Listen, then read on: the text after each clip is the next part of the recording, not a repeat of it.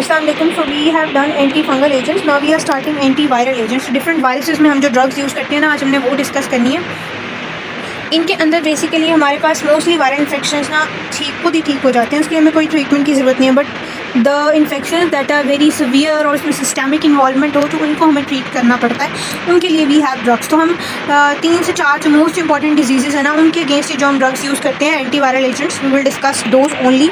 ठीक है। दूसरी बात हम इसमें ये पढ़ेंगे कि वायरसेस जो हैं दे आर इंट्रासेलुलर पैरासाइट्स। वो आपके सेल के अंदर आपकी मशीनरी को यूज़ करते हुए अपनी सारी चीज़ें सिंथेसाइज करते हैं। सो हम लोग वायरस के उन्हीं एरियाज़ को टारगेट करके ड्रग्स बनाएंगे जो सिर्फ वायरस के लिए सिलेक्टिव हो, ताकि जो हम ड्रग्स दें वो हमारे सेल्स को डैमेज ना करें, सिर्फ वायरल सेल्स को जो है वो किल करें। ठीक है।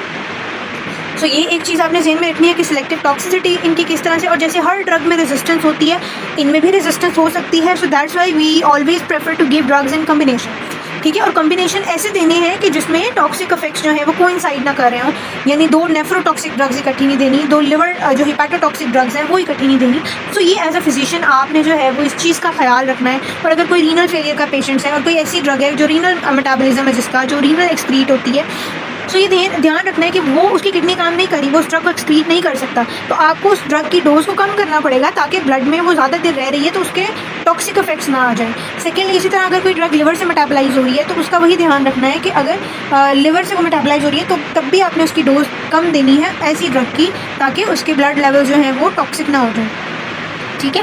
और इन ड्रग्स के अंदर बेसिकली हम लोग हर्पीस की डिस्कस करेंगे, HIV की डिस्कस करेंगे, और 1-2 और इन्फ्लुएंजा की डिस्कस करेंगे, हेपेटाइटिस की डिस्कस करेंगे। यही मोस्ट इंपॉर्टेंट डिजीज़ हैं और यही ड्रग्स हम डिफरेंट और भी 1-2 कंडीशंस में हम यूज़ कर रहे होते हैं। So we will study them, और जो इंपॉर्टेंट ड्रग्स है ना मैं आपको वो डिटेल में कराऊंगी, बाकी जो अनइम्पॉर्टेंट है ना उनको हम जस्ट टच करेंगे सुपरफिशियली। ठीक है। सेकेंडली, दूसरी चीज़ ये कि इस चैप्टर में से ना बेसिकली आपके मोस्ट इंपॉर्टेंट चैप्टर जो थे ना वो एंटी बैक्टीरियल्स वाले थे, जो हमने सल्फोनामाइड्स और फ्लोरोक्विनोलोन्स तक पढ़े ना, they are the most important. उसके बाद एंटी माइकोबैक्टीरियम वाला चैप्टर बहुत इंपॉर्टेंट है। आपका अगर 30 MCQs आने हैं ना, फॉर एग्जांपल 30 MCQs आने हैं फार्माकोलॉजी, कीमोथेरेपी फार्माकोलॉजी में से, तो आपके जो 20 MCQs है ना वो इन्हीं चैप्टर्स में से पूरे हो जाएंगे। बाकी के जो 10 MCQs है ना उसमें आपसे एंटी वायरल्स, एंटी फंगल्स और एंटी कैंसर एजेंट्स पूछेंगे। सो आपने इसी ऑर्डर में इनको प्रिपेयर करना है। मैंने लेक्चर्स भी इसी ऑर्डर में बनाए हैं। एंटी कैंसर में भी हम सारी एंटी कैंसर को डिटेल से नहीं करेंगे, मैं सिर्फ वो करवाऊंगी जो आपके एग्जाम पॉइंट ऑफ व्यू से इंपॉर्टेंट है। ठीक है। और आपको पता है cancer is a super speciality, आप उसमें जाके फिर उसकी ड्रग के जो कॉम्बिनेशन होते हैं और क्या वो सारा कुछ डिटेल में स्टडी करते हैं। But anti bacterials are very widely use. आप GP एज ए GP काम करते हैं तब भी, मेडिसिन में है, सर्जरी में है, किसी भी फील्ड में है, एंटीबायोटिक से तो आपका वास्ता पढ़ना ही पड़ना है। ठीक है। एंटी फंगल्स और एंटी वायरल्स थोड़े कम यूज़ होते हैं, बट एंटी बैक्टीरियल्स तो most commonly. So that's Y मैंने उस पर ज़्यादा फोकस किया है, और एग्जाम पॉइंट ऑफ व्यू से भी वही चीज़ इंपॉर्टेंट है। Now let's start with our chapter. The replication of viruses depends on synthetic processes of the host cell। ठीक है। क्योंकि रेप्लिकेशन उनकी हमारे सारी मशीनरी को यूज़ करते हुए हो रही है। Antiviral drugs can exert their action at several stages of viral replication. अब हम किस किस लेवल को टारगेट कर सकते हैं? वायरल एंट्री, जब वो सेल में एंटर हो रहा है, जब वो अनकोटिंग कर रहा है, अपना कोट रिमूव कर रहा है, अपना न्यूक्लिक एसिड सिंथेसाइज कर रहा है, फिर वो हमारे न्यूक्लिक एसिड में जाके इंटीग्रेट हो रहा है, फिर उसकी प्रोटीन्स बन रही हैं, फिर वो प्रोटीन्स मिलजुल के असेंबल हो रही हैं, फिर वो सेल से रिलीज हो रहा है। ये सारे स्टेप्स को हम ब्लॉक कर सकते हैं बाय टारगेटिंग पर्टिकुलर एंजाइम्स। ठीक है। सो ये सारा कुछ, most of the drugs active against herpes and many agents active against human immunodeficiency virus are anti metabolites, जो उसके मेटाबॉलिज्म को स्टॉप कर देंगे। Structurally similar to naturally occurring compounds. The selective toxicity जो मैंने बात की वो किस बेसिस पे है कि हम वायरल एंजाइम्स को टारगेट करें ताकि होस्ट सेल एंजाइम्स के इनहिबिटरी एक्शन इतना ना हो, सिर्फ वायरस किल हो। Secondly, one of the most important trends in viral chemotherapy, especially in the management of HIV infection, कि कम्बिनेशन थेरेपी देनी है ताकि रेजिस्टेंस भी ना हो और इफेक्टिवनेस भी बढ़ जाए। अब क्लासिफिकेशन क्या है? हमने 4 डिजीज़ के लिए पढ़नी है, herpes, HIV, influenza and hep B and C। इनमें से सबसे इम्पॉर्टेंट आप मेरे से अगर सवाल करें तो हेप B और C में से क्वेश्चन आ सकता है। ठीक है। इन्फ्लुएंजा और इन्फ्लुएंजा की ना प्रिस्क्रिप्शन आ सकती है आपको ऑस्पी के अंदर।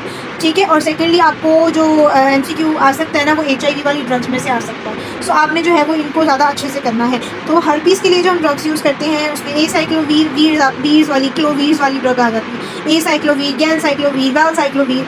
उसके अलावा फॉस्कार्डेट एक और ड्रग है। फिर HIV के लिए हमारे पास 4 क्लासेस हैं। First is a fusion inhibitor, जो सेल की वायरस की हमारे सेल के साथ फ्यूजन को इनहिबिट करेंगे। फिर रिवर्स ट्रांसक्रिप्टेज इनहिबिटर्स है, जो HIV में चूँकि रिवर्स ट्रांसक्रिप्टेज एंजाइम होता है, HIV के पास ना अपना RNA होता है, DNA नहीं होता। वो उस RNA से जब हमारे सेल के अंदर एंटर हो जाता है, उस RNA से ही अपना DNA बनाता है through its own enzyme reverse transcriptase. तो अगर हम उस एंजाइम को इनहिबिट कर दें तो उसका DNA नहीं बनेगा और फिर आगे फर्दर सारी प्रोसेसिंग भी रुक जाएगी। सो उसके लिए we have reverse transcriptase inhibitors. फिर उसमें हमारे पास दो टाइप्स हैं, nucleoside reverse transcriptase and non nucleoside reverse transcriptase. इनको हम NRTIs एंड NRTIs कहते हैं respectively. Then we have integration वाला स्टेप, तो उसको इनहिबिट करने के लिए इंटीग्रेज इनहिबिटर्स हैं। फिर प्रोटीन सिंथेसिस हो रही है, प्रोटीन असेंबली हो रही है, उसके लिए हमारे पास है प्रोटीएज इनहिबिटर्स। ठीक है, ये HIV के लिए हो गए। फिर इन्फ्लुएंजा के लिए हमारे पास ड्रग्स हैं, अमेंटाडीन, ज़नामोविर, और हेप B और C के लिए इंटरफेरोन अल्फा, लिमिविडीन, बुसेप्रिविर, सफॉस्पिविर, रिबाविरिन, ये सारी मिक्स लिखी हुई है, बट वी विल स्टडी कि हेप B के लिए कौन सी यूज़ होती है और हेप C के लिए कौन सी यूज़ होती है। Alright, now let's start with the anti herpes drugs.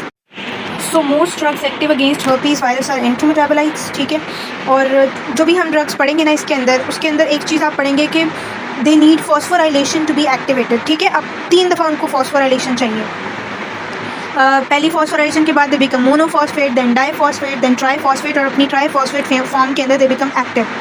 ठीक है, और जो फर्स्ट फॉस्फोराइलेशन है that is catalysed by viral encoded enzyme. ठीक है, जो वायरस का एंजाइम होगा, वायरल काइनेज, थाइमिडिलेट काइनेज है उसका नाम। ठीक है, और बाकी जो 2 फॉस्फोराइलेशन है ना, वो हमारे सेल के होस्ट काइनेजेस यानी ह्यूमन सेल के जो काइनेजेस होते हैं वो उसको जो है वो फॉस्फोराइलेट करते हैं। ठीक है, सो अगर हम रेजिस्टेंस की बात करेंगे इन ड्रग्स की, तो वो भी वायरस इनकोडेड एंजाइम में जब वो चेंजिंग लाएगा जिससे वो ड्रग जो है वो एक्टिवेट नहीं होगी, यानी अगर वायरस अपने थाइमिडीन काइनेज को चेंज कर ले कि वो उसकी फॉस्फोराइलेशन ना करे ड्रग की, तो ड्रग एक्टिवेट नहीं होगी। जब ड्रग एक्टिवेट नहीं होगी तो वो वायरस को किल नहीं करेगी। So that's how it becomes resistant to the drug. ठीक है, so acyclovir first of all we have, it is a acycloguanosine भी कहते हैं इसको, it is a guanosine analogue. अभी गुआनोसिन एनालॉग है तो ये क्या करेगा, जहाँ पर गुआनोसिन ने लगना है ना, वहाँ पर जाके ये ड्रग लग जाएगी DNA पॉलीमरेज एंजाइम के साथ, और क्या होगा, DNA की जो चेन बन रही थी वो टर्मिनेट हो जाएगी, और इस तरह से जो है वो वायरस की रुक जाएगी न्यूक्लिक एसिड सिंथेसिस, और इस तरह से वो किल हो जाएगा। ठीक है, इसको हम यूज़ करते हैं HSV 1 और 2 दोनों तरह के इन्फेक्शंस के अंदर, और वेरिसेला जोस्टर वायरस के अंदर। ठीक है, the drug is activated initially by viral kinase to form acyclovir triphosphate. ठीक है, इनिशियली वायरल काइनेज होता है, देन हमारे वो सेल के काइनेसेस होते हैं। Then it interferes with viral synthesis in 2 ways, 2 तरह से। एक तो ये DNA पॉलीमरेज के लिए कंपेटिटिव सबस्ट्रेट के तौर पर एक्ट करता है, और वायरल DNA में इनकॉर्पोरेट होने के बाद चेन टर्मिनेशन हो जाती है। ठीक है, रेजिस्टेंस की कैसे होती है कि DNA पॉलीमरेज के अंदर जो है वो चेंज आ जाए, या जो थाइमिडिलेट काइनेज है उसमें चेंज आ जाए। ठीक है, कुछ स्ट्रेन्स ऐसी हैं हमारे पास इस वायरस की जिनके अंदर थाइमिडिलेट काइनेज नहीं होता, सो वो सारी इन ड्रग्स से रेजिस्टेंट होगी, बिकॉज ये ड्रग्स एक्टिवेट ही नहीं होंगी तो वो काम भी नहीं करेंगी। Such strains are cross-resistant to other drugs of this class.